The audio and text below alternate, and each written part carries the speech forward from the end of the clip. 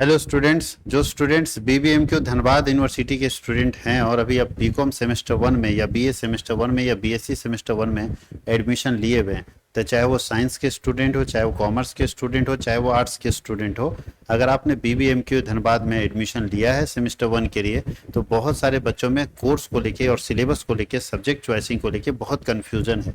तो उस कन्फ्यूजन को दूर करने के लिए हम लोग एक वीडियो बना रहे हैं, जिससे आपको मदद मिलेगा कि कैसे कौन सा सब्जेक्ट चुनना चाहिए, कौन कौन से पेपर आपके पास है। तो हमने विनोबा भावे विश्वविद्यालय का तो बना रखा है, लेकिन इस बार हमने बीबीएमक्यू धनबाद का मैं बना रहा हूँ। और इसमें हम लोग जो डिस्कस करने वाले हैं सिलेबस को, उसमें हम आपको बताएंगे कि कौन कौन सा पेपर आपको देखना है। तो ये है BBMKU Dhanbad Vinod Bihari Mahto Koylanchal university, BBMKU Dhanbad, Vinod Bihari Mahto Koylanchal university Dhanbad. याद रखिएगा, कोई भी यूनिवर्सिटी को चलाने के लिए ना राज्यपाल यूनिवर्सिटी को चलाते हैं। तो पहले ये जानिए यूनिवर्सिटी चलता कैसे। तो यूनिवर्सिटी को राज्यपाल चलाते हैं, जिनको चांसलर बोलते हैं। और इसीलिए आपने अपना एडमिशन लेने के पहले आपने रजिस्ट्रेशन कराया था चांसलर पोर्टल में। चांसलर मतलब जो राज्यपाल होते हैं, गवर्नर ऑफ द स्टेट होते हैं। तो झारखंड के राज्यपाल जो हैं, उनके पोर्टल में जाके आपने अपना रजिस्ट्रेशन कराया, फिर वहाँ से आपको लिस्ट मिला कि आपका कौन से कॉलेज में एडमिशन होगा, फिर आपने कॉलेज में एडमिशन ले लिया है, क्योंकि बीबीएमक्यू पहले एडमिशन ले चुका है। सब्जेक्ट चॉइसिंग क्या होगा, तो याद रखिएगा, सबसे पहला एक आपको मेजर पेपर चुनना होगा, जो आप लोगों ने चुना होगा। ये तो मेजर पेपर सबका अपना रहेगा, जिसका हिस्ट्री चुनेगा, सबका अपना मेजर पेपर है। दूसरा माइनर पेपर आपको एक चुनना पड़ेगा। तो मेजर और माइनर आपको चुनना ही चुनना है। ये आप पहले भी चुन लिए होंगे ऑनलाइन करते समय। इसमें ये दोनों पेपर में ज़्यादा कन्फ्यूजन नहीं रहता है। लेकिन तीसरा पेपर जो है वो VAC पेपर है, VAC। चौथा पेपर है MDC। पांचवा पेपर है SEC। ये सारे पेपर्स में ज़्यादा कन्फ्यूजन था। पांचवा पेपर जो है वो है SEC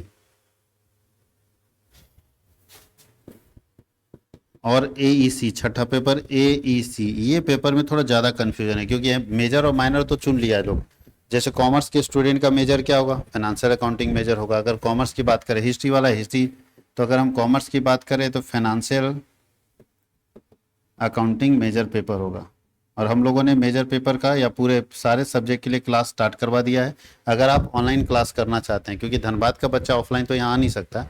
हाँ, कोई बच्चा अगर ऑफलाइन आके पढ़ना चाहता है तो हजारीबाग आना होगा उनको। झारखंड हजारीबाग में मटवारी पेट्रोल पंप के पास हमारा ब्रांच है, और मेरे से कांटेक्ट कर लेना होगा। अगर ऑनलाइन पढ़ना चाहते हैं तो इस नंबर पर कांटेक्ट कर लेंगे। मैं आपको एज पर सिलेबस बीबीएमक्यू धनबाद के सिलेबस के अकॉर्डिंग पूरी तैयारी करवाऊंगा, सेमेस्टर 1 से लेकर सेमेस्टर 8 तक का।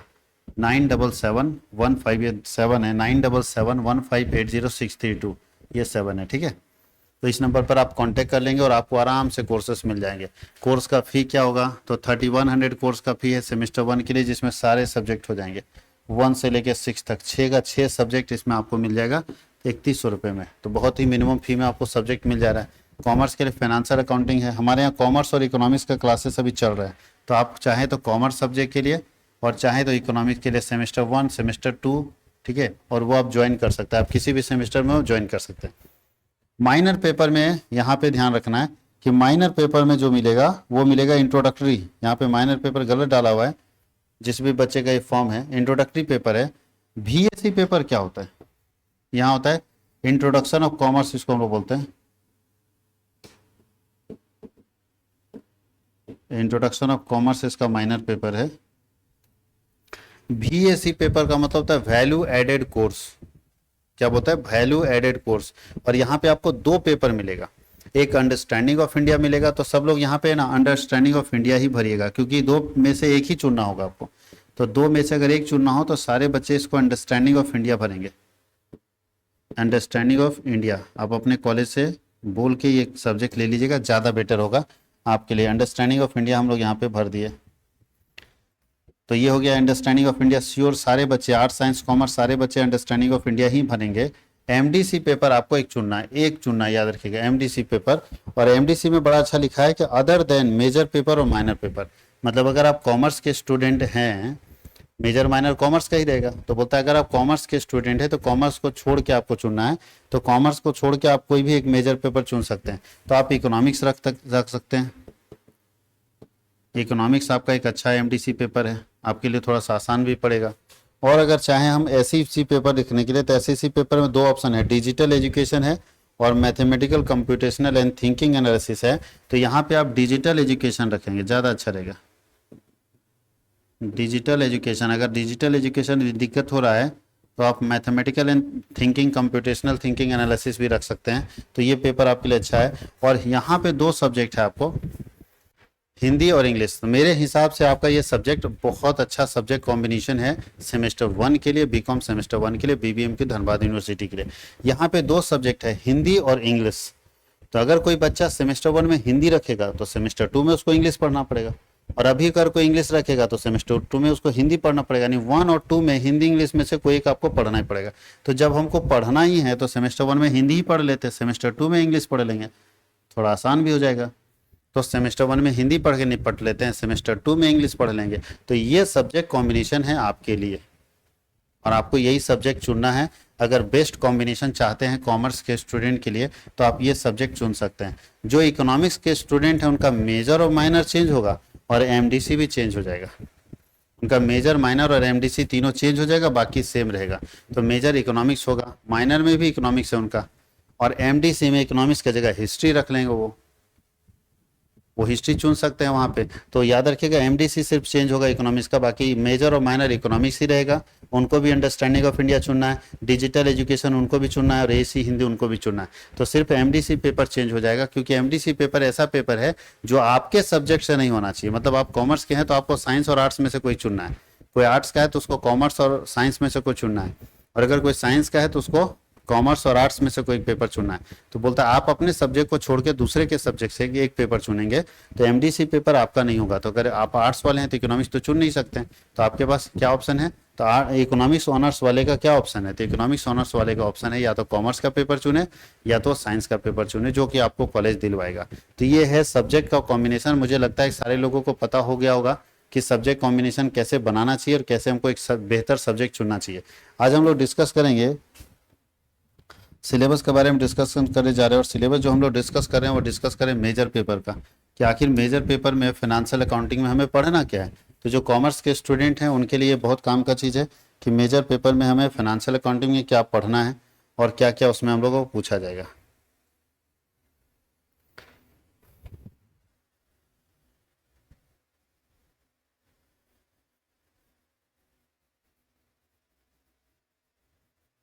ये देखिए बड़ा अच्छा समरी बना के दे दिया है। पहला मेजर पेपर, सेमेस्टर 1 में आपको एक मेजर पेपर पढ़ना है। सेमेस्टर 1 में एक मेजर पेपर पढ़ना है जिसको फर्स्ट पेपर बोलेंगे MJ1, जिसका नाम है फाइनेंशियल अकाउंटिंग।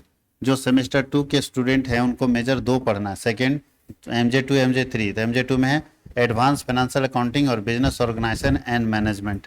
जो सेमेस्टर 3 में रहेंगे उनको 3 मेजर पेपर, 2 मेजर पढ़ना है, MJ4 MJ5, यानी बिजनेस लॉ एंड प्रैक्टिसेस और कॉर्पोरेट अकाउंटिंग।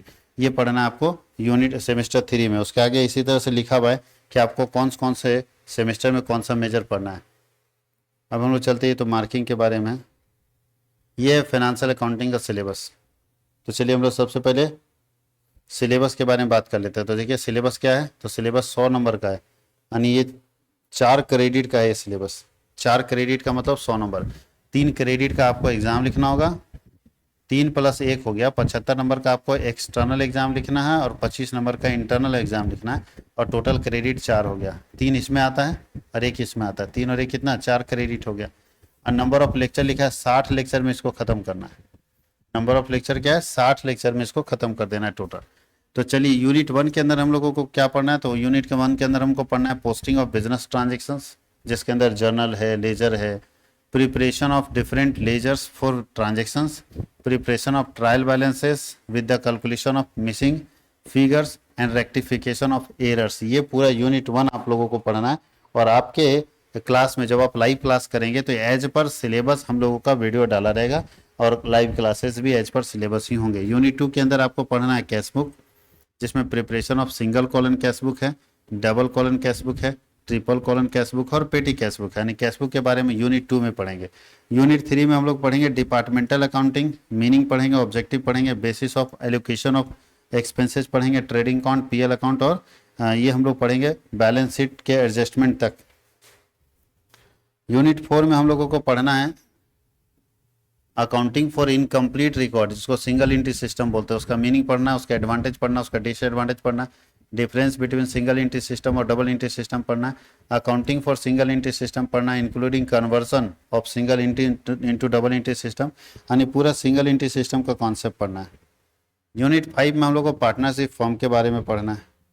तो पार्टनरशिप फॉर्म में आपको पढ़ना है मेथड्स ऑफ रिकॉन्स्टिट्यूशन या registration of the form, effect of non registration of the form, और पार्टनरशिप फॉर्म का अकाउंटिंग ट्रीटमेंट पढ़ना है, जिसके अंदर आपको एडमिशन है, रिटायरमेंट है, डेथ ऑफ पार्टनर है, revolution of assets and liability, ये सारा चीज़ आपको पढ़ना है। यूनिट 6 के अंदर आपको हायर परचेज सिस्टम पढ़ना है, उसका मीनिंग पढ़ना है, हायर परचेज का इंस्टॉलमेंट परचेज पेमेंट सिस्टम भी आपको पढ़ना है, दोनों में डिफरेंस क्या है यार, दोनों का अकाउंटिंग पढ़ना है। यानी आपको दोनों का डिफरेंस तो पढ़ना, लेकिन journal entry and ledger in the books of hire purchaser और हायर वेंडर पढ़ना है। यानी ज़्यादा आपको इंस्टॉलमेंट परचेज सिस्टम नहीं पढ़ना, बस उसका मीनिंग पढ़ना है, आपको हायर परचेज सिस्टम ज़्यादा पढ़ना। और लास्ट यूनिट है डेप्रिसिएशन। लास्ट यूनिट में आपको डेप्रिसिएशन पढ़ना, concept of depreciation, different method of calculation of depreciation, ये पढ़ना है। कोई दिक्कत है? अच्छा, प्रोविजन एंड रिजर्व भी आपको पढ़ना है, प्रोविजन एंड रिजर्व क्या होता है वो भी पढ़ना है। बुक रिकमेंडेशन दिया हुआ है, तो हम लोग जिस बुक से पढ़ाते हैं उसमें से सबसे बेस्ट बुक अगर हम देखें उस यूनिवर्सिटी के लिए तो एस के सिंह का बुक आता है, और डॉक्टर अजीत कुमार का फाइनेंशियल अकाउंटिंग, बोथ इंग्लिश और हिंदी मीडियम में, SBPD पब्लिकेशन आगरा का। ठीक है, इस बुक को आप खरीदेंगे, इसी बुक से हम लोग पढ़ाते हैं और इसी बुक से आपको पढ़ना है। मेजर पेपर 2 है, लेकिन अब हम लोग माइनर पेपर की बात कर लेते हैं। माइनर पेपर क्या होगा, तो ध्यान दीजिएगा, माइनर पेपर में नीचे क्या दिया सबसे लास्ट में, यहाँ पे माइनर पेपर चुनने को दिया है।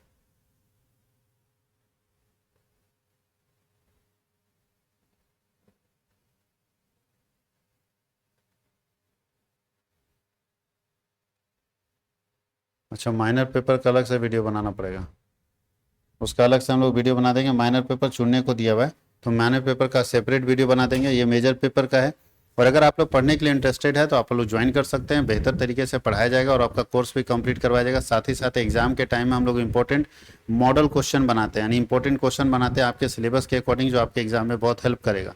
तो अगर आप नहीं भी मेरे साथ जुड़ते हैं ऑनलाइन स्टडी के लिए, तो आप यूट्यूब को सब्सक्राइब करके जरूर रख लीजिएगा, ताकि जब हम मॉडल क्वेश्चन पेपर आपको देंगे तो आपको बहुत हेल्प होगा और आपके एग्जामिनेशन में बहुत हेल्प होने वाला है। तो मॉडल क्वेश्चन पेपर के लिए इस चैनल को सब्सक्राइब कीजिए और अपने दोस्तों तक शेयर कीजिए। Thank you.